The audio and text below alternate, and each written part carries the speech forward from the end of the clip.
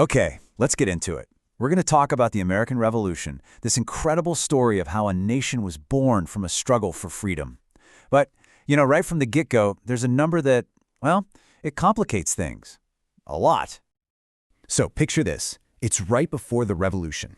You've got about 2 million people living in the 13 colonies. Now, out of that number, a full quarter, 500,000 people, were African Americans. And get this, a staggering 450,000 of them were enslaved. Just let that sink in for a second. In a place that's about to fight a war for liberty, more than 1 out of every 5 people was legally considered someone else's property. I mean, wow. This right here, this is the central conflict, the paradox we're really going to dig into. So, how did this all kick off? What was the big problem with Great Britain in the first place? Well, as it so often does, it really all came down to money.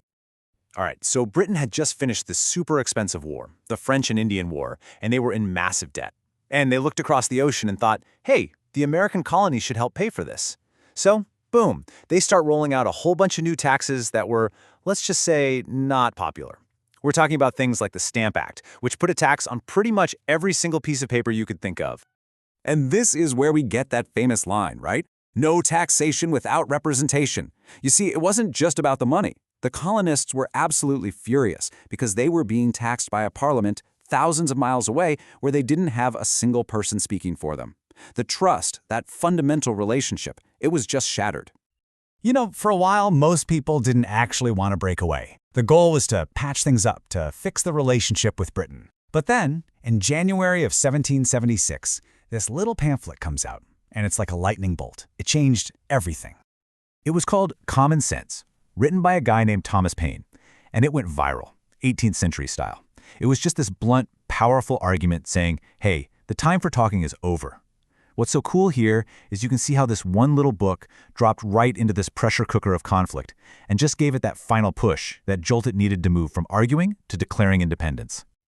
Oh, and Paine did not pull any punches. He called the king a royal brute. He basically said the whole idea of a king is ridiculous. Why should some guy rule us just because of who his dad was? He made independence feel like it wasn't just one choice among many, but the only logical, moral thing to do. Suddenly, this totally radical idea was front and center. So with independence declared on July 4th, 1776, the talking was officially over. Now words had to be backed up with action, with force, and that led to a long, brutal war. I mean, this was a real David versus Goliath situation. The ideals behind it all were so powerful, right? The Declaration of Independence talks about life, liberty, and the pursuit of happiness. It famously says all men are created equal. But what did that really mean, especially in a country built on slavery? And this is where we get right back to that central paradox. That word, freedom. It meant completely different things to different people. For the white patriots, freedom meant things like self-government, not being taxed unfairly. But for the 450,000 enslaved people, it meant something so much more basic, so much more profound. Freedom from actual chains. Freedom to own your own body. So you had African Americans fighting bravely on both sides of this war, which is just incredible when you think about it. Each person was trying to find their own path to freedom. You had at least 5,000 who joined the Patriot cause, but you also had around 20,000 who sided with the British, because the British promised freedom to any enslaved person who ran away from their Patriot master and joined their side. It was a desperate, complex choice. Okay, so the war drags on, but the huge turning point comes in 1781 at a place called Yorktown. You can see it right here. It was this combined force of American and French troops that managed to trap the main British army. I can't overstate this. The help from France was absolutely crucial. Without them, who knows what would have happened. But with this victory, American independence was pretty much a done deal. All right, so the war is over? They won. High fives all around, right? Well, not so fast. Now came an even bigger challenge. How do you actually build a country from scratch? The Treaty of Paris in 1783 makes it official. The United States is a real, independent country. But it was a mess. It was broke, disorganized, and you had these 13 states that were all fiercely independent and didn't really like being told what to do. How on earth were they going to get them to act like one nation? Their first try at a government was something called the Articles of Confederation, and really it just set up a firm league of friendship between the states. It wasn't a strong central government at all. It was more like a club where all the states agreed to, well, be friends. And here's the thing, it was designed to be weak on purpose.